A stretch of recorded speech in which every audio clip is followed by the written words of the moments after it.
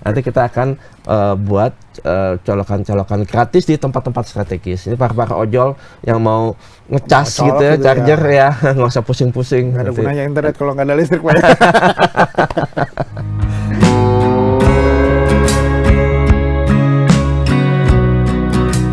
Sobat Warta Kota, saat ini sedang berlangsung kampanye Pilkada DKI Jakarta untuk memilih gubernur dan wakil gubernur. Kita tahu beberapa pasangan calon melakukan kampanye ke wilayah-wilayah di DKI Jakarta. Pasangan calon 1, 2, dan 3. Nah, saat ini pasangan calon wakil gubernur DKI Jakarta nomor urut 2, Pak Kun Wardana Abioto berkenan hadir di studio Warta Kota dan Tribun Network. Mari kita sapa. Selamat datang. Terima kasih nih. Ya. Luar biasa Warta Kota. Ya, pemirsa, kita akan mencari tahu apa sebenarnya yang menjadi program utama dari Pak Kun ini dengan berbincang dengan beliau. Gitu. Apa kabar Pak Kun?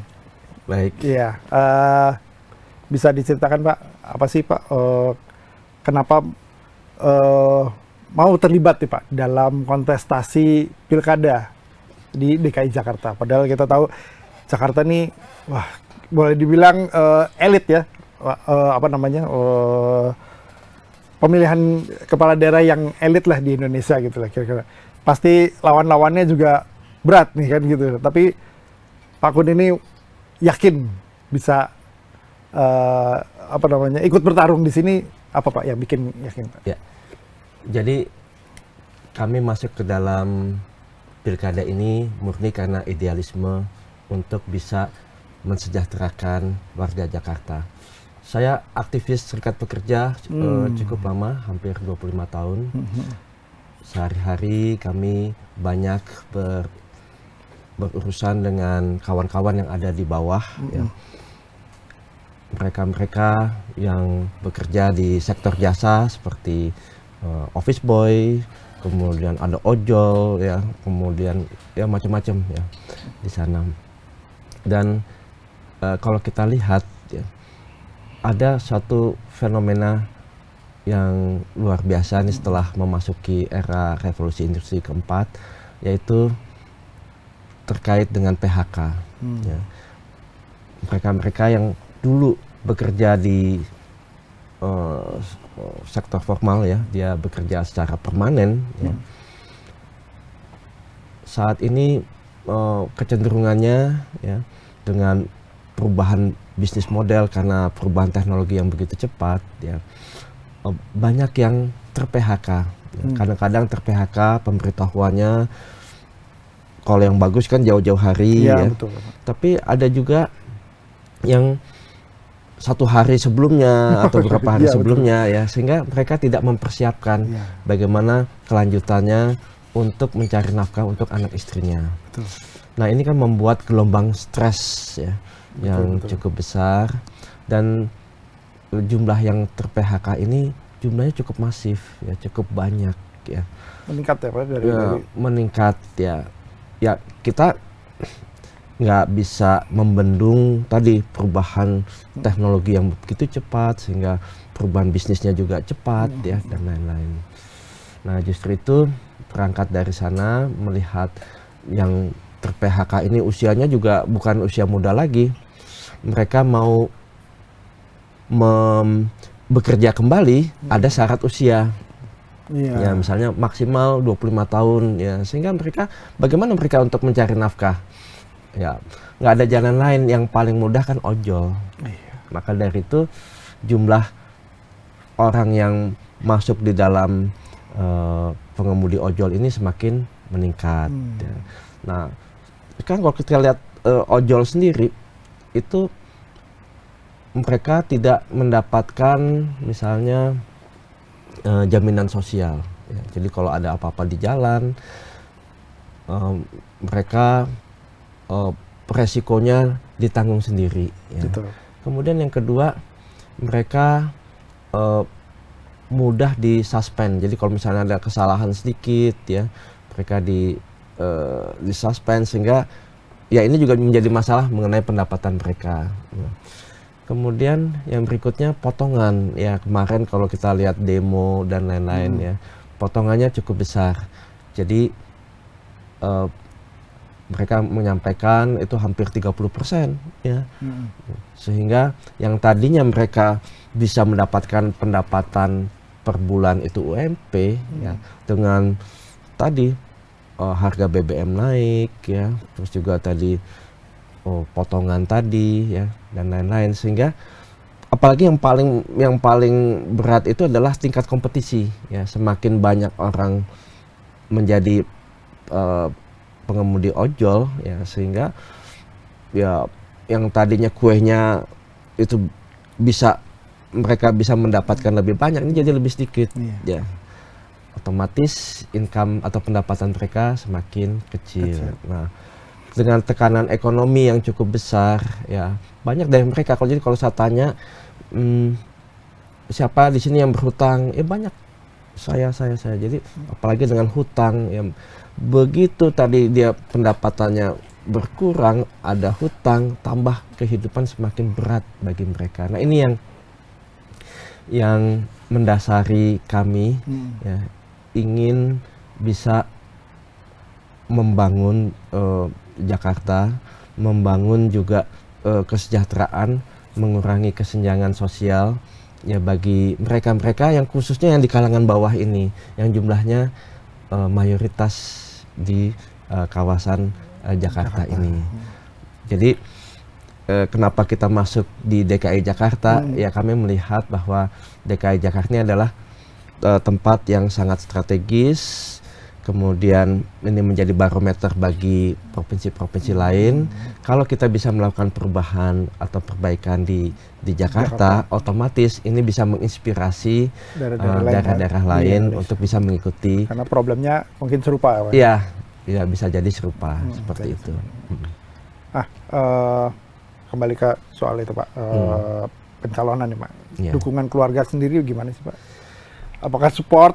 Apakah awalnya ada yang nentang atau gimana Pak? Boleh cerita Pak? Jadi memang yang utama mensupport itu keluarga ya, istri dan anak-anak ya. Khususnya istri saya, ya bisa dikatakan kalau keberhasilan seorang suami gitu ya, itu sangat bergantung bagaimana kekuatan sang istri. Betul. Jadi saya merasa didukung sekali oleh beliau dan anak-anak juga ya, sehingga ini yang membangun juga motivasi kami untuk bisa maju di sini. Nah, kan ada perubahan nih Pak. Artinya begini, tadinya kan Pak Kun ini mungkin biasa-biasa saja, lalu sekarang harus tampil nih Pak ya, harus dikenal.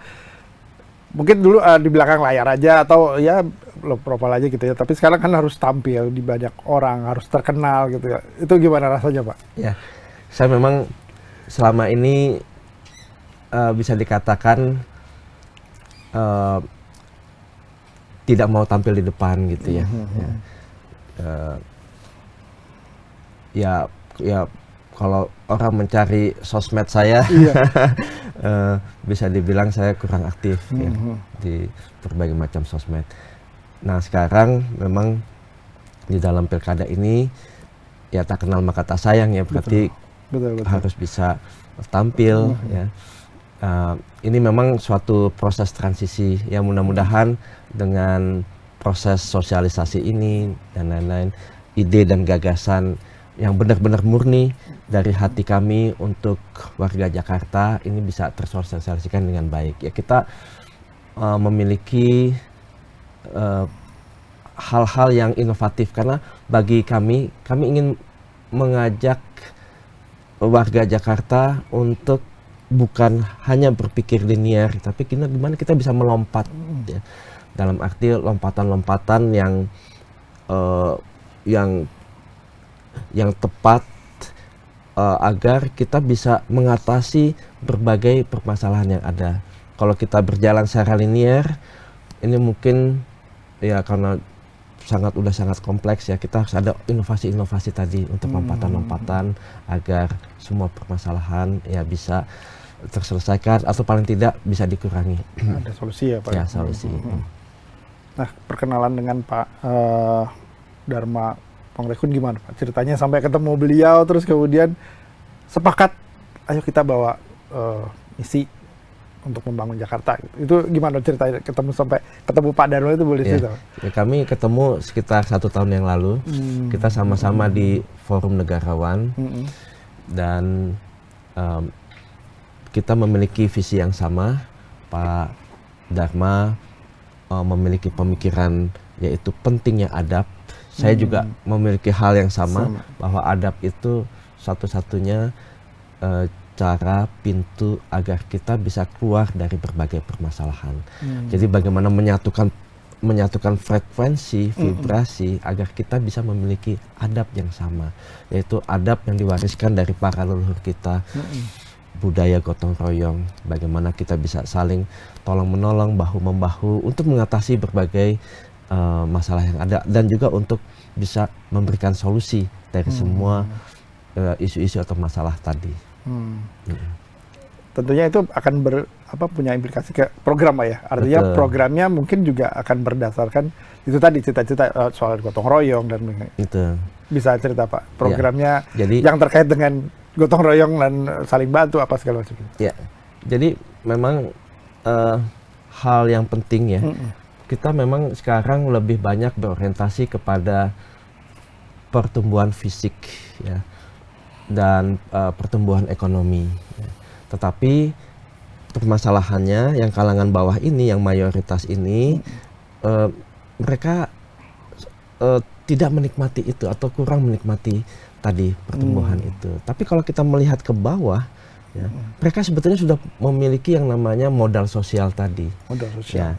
Kalau misalnya dari teman-teman ojol, ya, mereka solidaritas cukup luar biasa gitu. Gotong royongnya tuh luar biasa. Saya melihat sendiri ya, gimana masing-masing saling membantu satu sama lain. Ini sebetulnya modal sosial yang kita ingin galang ya, kekuatan tadi, kekuatan kolektif, saling bahu membahu. Ya, misalnya salah satu contoh yang gampang ya, mudah. Ada seorang ojol yang motornya hilang. Gitu. Dia punya komunitas ya, atau dia tergabung di serikat pekerja, dia misalnya anggotanya ada 1.000 ya. Misalnya dengan dia kontribusi satu orang 10.000 ya, dikali 1.000 ya, masalah satu orang ini bisa selesai ya. Jadi dengan gotong royong tadi. Kalau dia punya anggota 10.000 ya, hanya dengan melakukan sumbangan 1.000 ya, dikali 10.000 sudah 10 juta juga ya. Jadi artinya konsep gotong royong bagaimana yang kuat bisa membantu yang lemah ya. Kalau dia sudah kuat lagi dia bantu lagi yang lemah lagi ya. Ini sebetulnya suatu modal sosial yang sebetulnya sudah cukup mengakar di kawan-kawan kita di bawah. Nah, nanti begitu modal sosial ini bagus, ini yang akan membentuk yang namanya cultural capital atau modal budaya. Ya. Kalau ini nanti modal budaya ini bisa semakin besar ya, maka ini menjadi suatu kekuatan politik ya, political capital ya, dan ujung-ujungnya nanti ini akan membuat Jakarta sebagai kota peradaban ya, peradaban Pancasila ya, berbasis Pancasila, berbasis gotong royong yang nanti luar biasa. Bahkan ini saya mengharapkan ini bisa menjadi platform dunia agar dunia bisa selalu mengutamakan atau berorientasi pada perdamaian, bukan lagi sekarang perang satu sama lain, saling menjatuhkan di sana sini. Ini geopolitik kita lihat kan, ya melihat nyawa manusia kayak hal yang sederhana ya. Nah, kita ingin mengedepankan perikemanusiaan. Ya, justru itu platform Pancasila ini luar biasa. Nah, di Jakarta sendiri ya, kita ingin tadi adab dan budaya agar Jakarta lebih manusiawi ya. Manusiawi untuk tadi para pekerja baik itu formal dan informal, para warga Jakarta ya, tadi yang hidup tadi di kelas bawah ya. Sehingga juga kita ingin juga menopang yang kelas menengah ini jangan sampai turun lagi ke bawah gitu. Iya, Justru yang bawah ini harus naik ke atas ya. Nah, kita harus jaga itu. Tadi makanya orang-orang yang sudah di kelas menengah bekerja di sektor formal, kita juga ingin agar dia bisa bekerja secara sustainable, secara berkelanjutan. Ya, jangan sampai dia ter-PHK, kan itu bisa jadi turun lagi ke bawah. Lagi nanti di bawahnya banyak lagi. Iya, nanti betul. nggak bisa habis masalahnya. Ya, maka dari itu, kenapa kita nggak memanfaatkan era digital ini? Karena kita sekarang sudah berada di dalam era digital. Kenapa kita nggak manfaatkan era digital ini untuk bisa meningkatkan kesejahteraan, untuk bisa menambah jumlah lapangan kerja, untuk bisa juga membuat warga Jakarta ini lebih produktif, ya. Atau sebagai alternatif, sekarang kan alternatifnya ojol. Begitu nanti kita bina mereka di dalam dunia digital ini, mereka bisa jadi UMKM atau mereka bisa melakukan kreativitas, ya. Misalnya mereka bisanya apa, nyanyi, ya. Kembangkan di dalam dunia digital itu. Mereka misalnya bisa bahasa Indonesia dengan bagus, ya. Ya, misalnya mereka bisa menjadi pengajar, misalnya orang-orang Australia yang mau belajar bahasa Indonesia atau budaya Indonesia, mereka bisa menjadi pengajar, ya. Atau mereka bisa jadi call center, ya, untuk perusahaan-perusahaan global misalnya. Ada banyak sekali hal-hal yang bisa dimanfaatkan di dalam era digital ini. Nah, permasalahannya sekarang kesenjangan infrastruktur digital, ya. Jadi ada orang-orang yang sudah memiliki koneksi, tetapi banyak yang masih fakir kuota. Internet, Pak. Internet, ya. Bicara soal internet. Internet, ya. Coba misalnya sekarang, ya. Kita nonton misalnya di YouTube atau di TikTok gitu ya, film dengan 1 gigabyte gitu ya. Kuotanya cepat habis kan. Misalnya satu orang dia punya anak 2 gitu kan. Berarti suami istri ada 4 ya. Nah, 4 kalau misalnya dalam beberapa hari habis 100.000, 4 udah 400.000 ya. Dikali sekian hari itu bahkan bisa sampai 5 juta sebulan. Ya. Nah, solusinya gimana? Nah, ini kan mahal gitu kan. Gimana makanya menjadikan internet ini kan murah gitu ya, kan semuanya. Ya, padahal untuk mendapatkan informasi itu adalah hak asasi. Betul. Ya, ada di Undang-Undang Dasar 45. Jadi hak untuk berkomunikasi dan hak untuk mendapatkan informasi. Nah, justru itu kalau ini tidak ada inovasi, ya. Infrastruktur digital tadi yang tidak setara tadi ini bisa menimbulkan kesenjangan sosial. Makanya kita punya program untuk menggelar infrastruktur digital ke setiap rumah di DKI Jakarta. Jadi udah nggak ada lagi nanti ada yang disebut fakir kuota gitu ya. Ya, jadi semua itu memiliki kesetaraan, ya.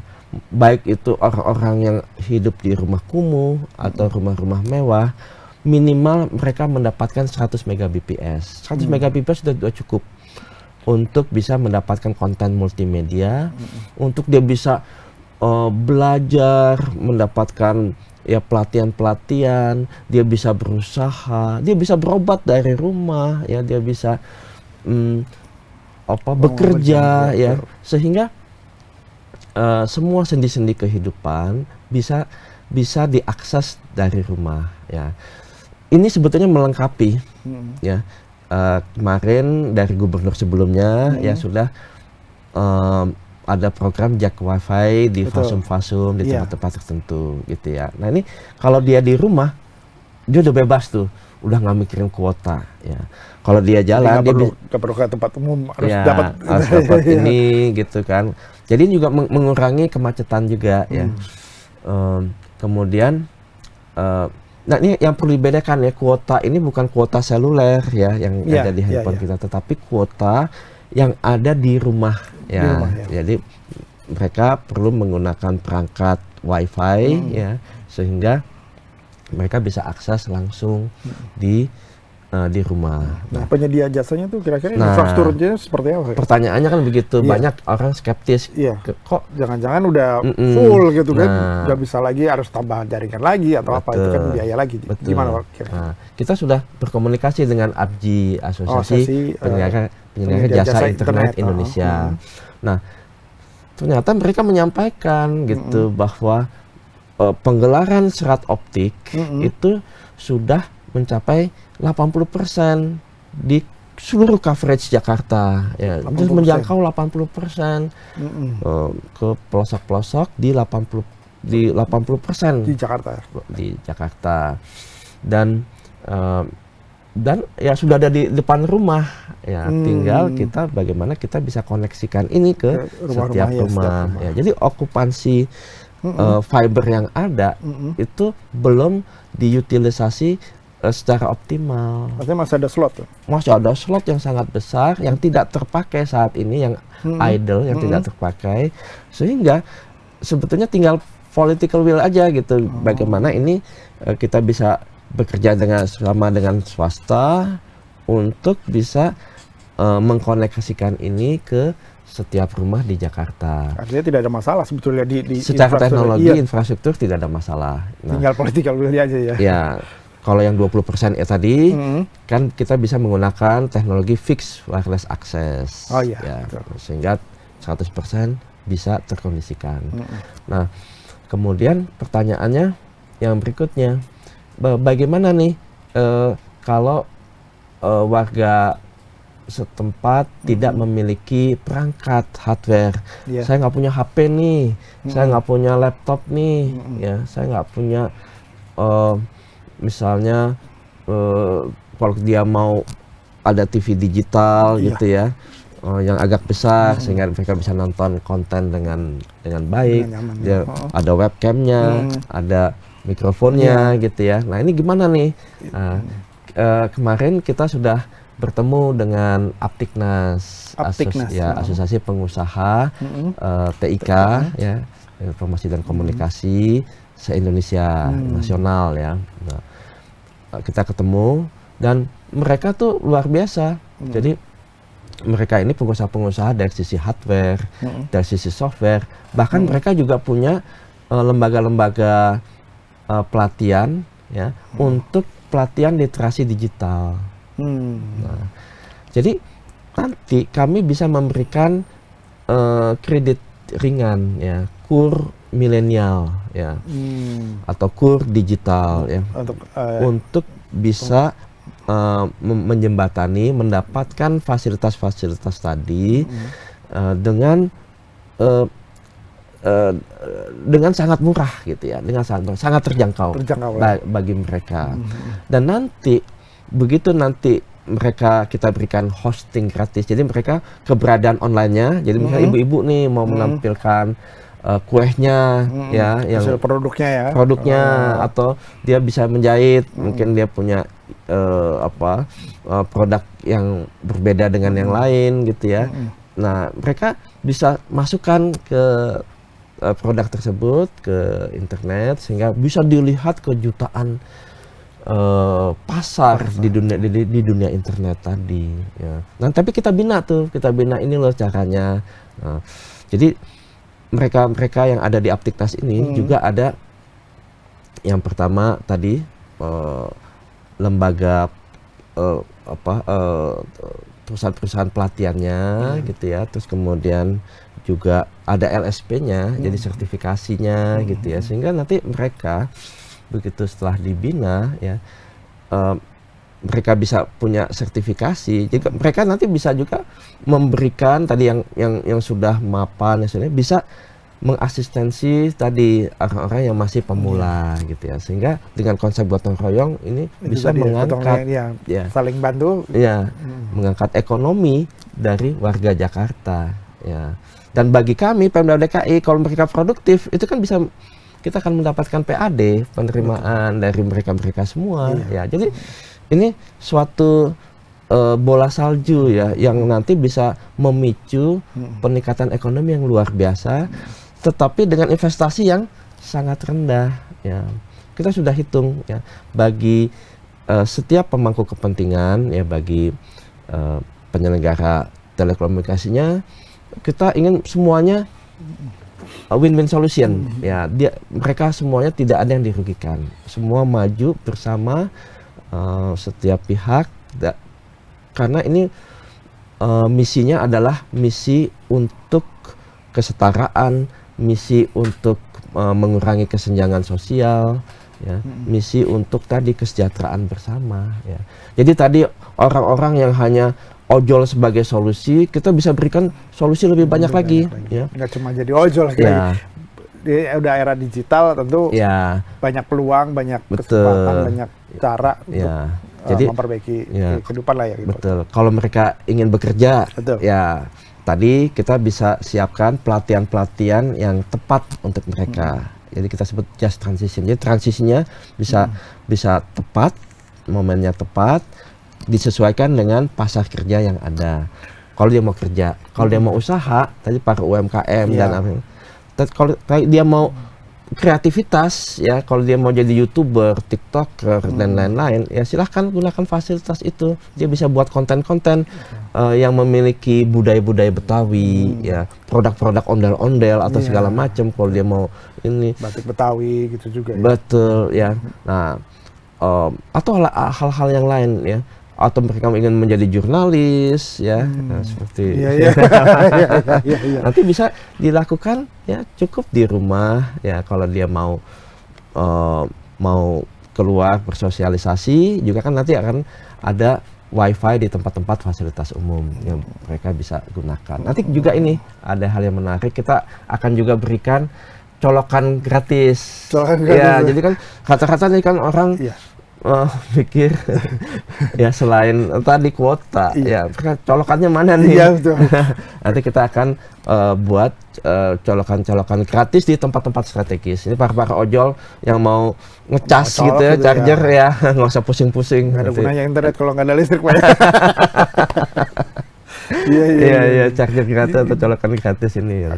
Iya. Pak, kemudian kan ini ya Pak, warga Jakarta tuh selalu ngeluh soal banjir, soal KJP, soal macam-macam lah ya Pak ya. Nah, yang kayak gitu gimana Pak? Bapak bagaimana bisa mengatasi keluhan-keluhan seperti itu Pak? Ya, jadi KJP ya, ini setiap kali belusukan selalu 3 hal yang selalu kita dapatkan gitu ya. Jadi mereka banyak mengeluh mengenai KJP. Ada juga yang mengeluh mengenai bantuan untuk lansia. Ada yang mengeluh mengenai pangan murah. Betul. Ya. Kita sudah berikan solusinya. Ada yang sudah ada, tapi ada yang nggak merasa tidak terbagi juga. Artinya nggak merata gitu. Ya. Ada kesenjangannya di situ, tidak merata. Sudah dibagi oleh pemerintah saat ini gitu, tapi ada yang terus kemudian nggak kebagian gitu. Ya, mungkin gitu. ada orang dalam yang ya itu keluhan yang kita bisa generalisasi gitu ya. Tapi ada juga yang lebih spesifik. Ya. Nanti begitu setiap layanan publik kita IT-kan, jadi nanti kita akan buat super apps. Super apps. Ya, jadi super apps ini kita udah pikirkan tuh nanti perangkatnya, kita sudah pikirkan jaringannya, kita sudah pikirkan platformnya, dan kita sudah pikirkan aplikasinya. Ya, dan kita sudah memikirkan bagaimana anak bangsa bisa membuat ini. Jadi kita ingin mengurangi ketergantungan terhadap produk-produk luar. Ya, anak-anak bangsa kan pintar-pintar, potensinya hebat-hebat. Bikin aplikasinya bagus-bagus, keren-keren. Ya, kita bisa menggunakan cara ATM, misalnya amati, tiru, kemudian modifikasi. Kita menggunakan sistem reverse engineering, jadi bisa cepat tuh. Nah, di dalam aplikasi ini ada berbagai sendi-sendi kehidupan, ya. Mulai dari aplikasi kesehatannya, aplikasi transportasi juga ada nanti, kemudian ada aplikasi untuk pendidikan, ya, untuk logistik, ya, untuk keuangan dan lain-lain, ya, termasuk layanan-layanan e-government. Nah, khusus untuk KJP nanti semuanya akan transparan melalui IT. Ya. Jadi di sana warga bisa memberikan tanggapan. Ya. Oh, saya misalnya keluhan, kenapa kok saya nggak dapat KJP? Nanti kita akan merespon dengan cepat. Apalagi nanti penggunaan teknologi yang bisa merespon dengan cepat, ya. 24 jam sehari. Ya. Jadi warga itu ya nanti bisa juga dengan cepat mendapat respon dari kita. Kita juga nanti begitu infrastruktur digital ini sudah jadi, ya, kita juga bisa tatap muka secara online dengan gubernur dan wakil gubernur. Ya, kita ingin masyarakat juga bisa berpartisipasi di dalam membangun Jakarta ini, karena bagi kami, ya, ide-ide dari kami ini masih belum cukup. Ternyata banyak ide-ide yang sangat inovatif juga berasal dari masyarakat. Pada saat kita belusukan, kita juga banyak mendapat insight dari mereka, masukan-masukan yang sangat berharga dari mereka. Nah, kembali tadi ke KJP, kita akan tingkatkan, ya, bukan hanya kita akan teruskan, tetapi kita juga akan tingkatkan. Karena begitu kita mendengar umpan balik dari mereka, ya, mereka sangat memperhatikan ini. Justru itu kita ingin memberikan kontribusi yang terbaik untuk KJP bagi para warga Jakarta. Artinya itu mereka butuhkan, ya. Ya. Kan nggak mungkin mereka menyampaikan apa yang tidak dibutuhkan lah, kira-kira gitu. Betul. Juga untuk para lansia, kita sangat perhatikan nanti. Ya, mereka mengeluh tadi bantuan dan lain-lain. Nanti kita akan bahkan kita ingin produktifkan para lansia. Ya, karena kita meyakini gitu. Para lansia nanti makin lama makin pikun, makin tidak produktif. Saya pikir itu hanya pikirannya dia. Kita punya banyak contoh, ya, sebetulnya mereka masih bisa produktif, masih bisa diberdayakan, ya. Bahkan harapan hidup mereka nanti bisa bertambah dengan adanya kegiatan-kegiatan yang positif untuk para lansia. Kalau di luar negeri kan mereka juga masih diberdayakan untuk jadi sekedar jadi pelayan resto atau apa, tapi mereka bisa. Sebetulnya banyak potensi, dan di luar negeri namanya literasi digital itu juga untuk para lansia. Tidak ada diskriminasi, baik itu kalangan milenial sampai kalangan lansia, itu juga diharapkan melek digital. Nah, kita juga mengharapkan itu. Tapi yang jelas digital ini punya dua sisi, ya. Kayak koin, ada sisi positif dan ada sisi negatif. Kita juga sudah pikirkan itu, bagaimana adab ini kita nomor satukan. Ya. Jadi karena ini kan sangat berbahaya kalau misalnya infrastruktur ini digunakan untuk hal-hal yang negatif. Betul. Maka dari itu nanti ada tim pembina adab di dalam pusat komunitas di setiap RW. Ya. Jadi mereka tadi yang mempunyai keluhan, mereka bisa berkoordinasi dengan tim pembina adab ini yang sebagian besar dari guru-guru honorer. Kemudian nanti kita juga akan monitoring, ya, monitoring mereka, trafficnya untuk hal positif, dan kita juga buat peraturan-peraturan, ya, yang memagari, ya, agar penggunaannya bisa seoptimal mungkin untuk hal-hal yang positif, hal-hal yang tetap dikontrol, ya. Tetap dikontrol, ya. Tetap nanti kita akan lakukan evaluasi. Tetapi adab ini, jadi semua pelatihan-pelatihan kita harus masukkan unsur adab di sana. Norma-norma Pancasila, norma-norma gotong royong harus dimasukkan di sana. Ya, jadi ini nanti yang menjadi program unggulan kita, ya. Yang pertama adab, yang kedua tadi penggunaan digital ini untuk sebaik-baiknya kesejahteraan dan kesetaraan. Baik. Terima kasih Pak Kun. Banyak insight yang luar biasa dari Pak Kun, program-programnya dan sebagainya. Terima kasih banyak. Ini karena keterbatasan waktu. Kita sudahi dulu. Nanti kita sambung lagi. Siap, anytime. Kapan aja. Siap. Baik, Sobat Warta Kota dan Tribuners, demikian tadi perbincangan kami dengan Pak Kun Wardana Abioto sebagai calon wakil Gubernur DKI Jakarta. Sampai jumpa di lain kesempatan dengan acara yang berbeda. Terima kasih banyak. Terima kasih. Jangan lupa subscribe ya.